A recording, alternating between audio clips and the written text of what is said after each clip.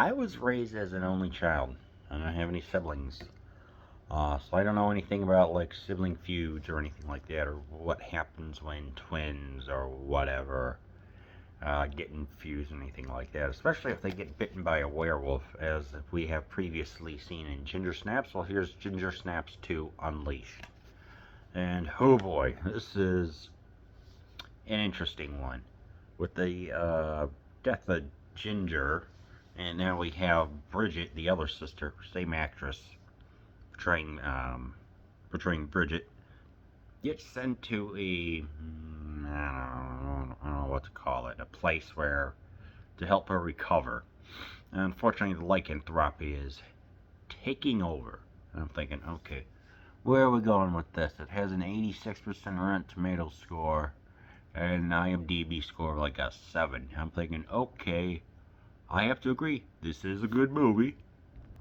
With certain, I don't want to say certain reservations, but they did what felt like the logical step of actually introducing a werewolf. Yes, I liked how they actually brought in a quadrupedal werewolf, but at the same time, we have a person who's undergoing lycanthropy, and there's also this other person who's there named Ghost, who is obsessed with comic books and seems to be having her own, say, details going on. And I like the interactions going on. This is definitely more character driven, as there's also this inmate who is willing to keep some of the, give the inmates like psychotropins, I think, or get them stoned or whatever in exchange for sexual favors. So instantly we know that this Tyler is a complete schmuck.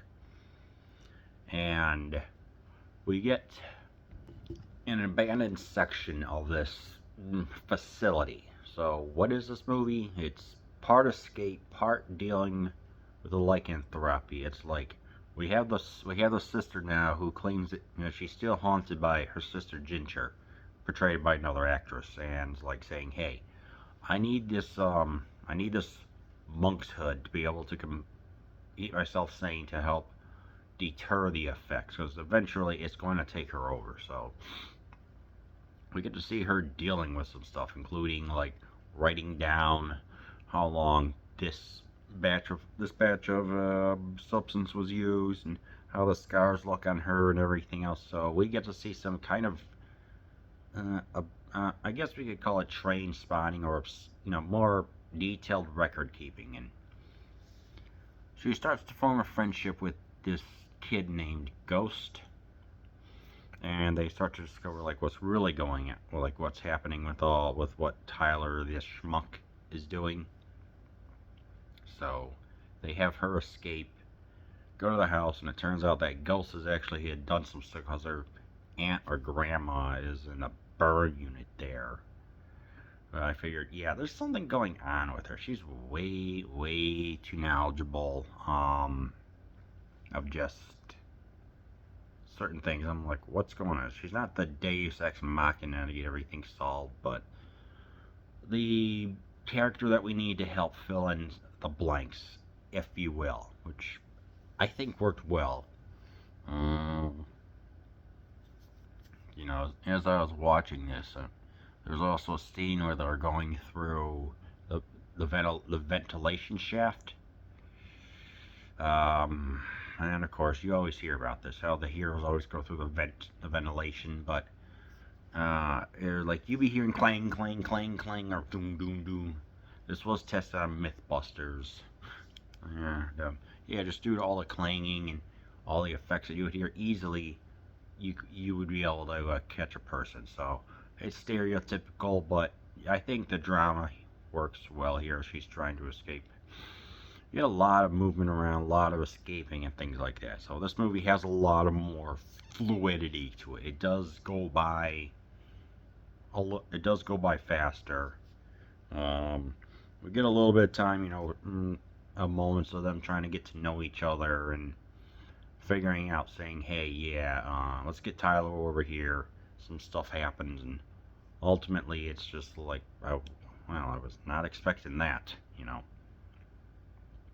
So we also get like you know how you have a scarecrow. There was this thing named polyester that will like will burn whenever like a monster comes nearby. I actually thought that was pretty cool. That was a cool addition.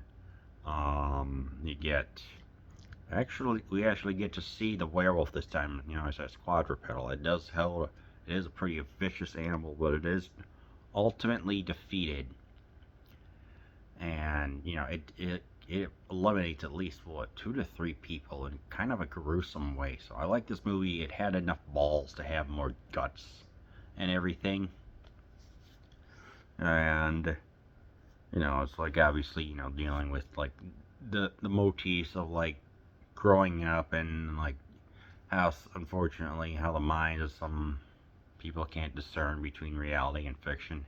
And the actress who was portraying Ghost does an extremely fantastic job of showing like what happens, you know, like how she's able to quote all these books and eventually at the end to reveal that she's kind of made some stuff happen. I'm just like, I had a feeling something like that was going to happen, but not to that degree. Ooh, but yeah, definitely. There's also one really bizarre scene, like 30 minutes in, where they're having this yoga pleasure scene where there's this one woman who's telling all these girls to pleasure themselves with their clitoris. And I'm just like, what is this erotic stuff? This is just too weird, even for this movie. That felt completely unnecessary. And yeah, but you know, I like this movie. You know, it does hit the checks of a good sequel. Great characters, check. Take the plot in a new direction while still keeping the motifs, check. Hitting, like dealing with the themes, introduce, like making it feel like its own identity, check. Having a needless yoga scene, WTF, and you know, some people may not like how they brought in an actual werewolf, but you know what? I like this a lot, so if you do get a chance, check out Ginger Snaps 2 Unleashed.